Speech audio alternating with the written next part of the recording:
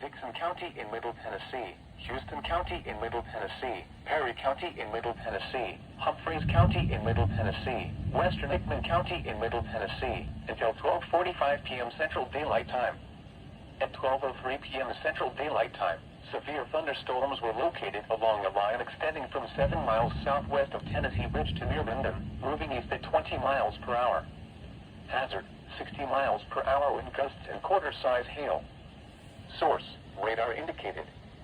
Impact, hail damage to vehicles is expected. Expect wind damage to roofs, siding, and trees. Locations impacted include Waverly, Camden, Erin, Linden, New Jacksonville, McCune, Tennessee Ridge, 136 and 164. For your protection, move to an interior room on the lowest floor of a building.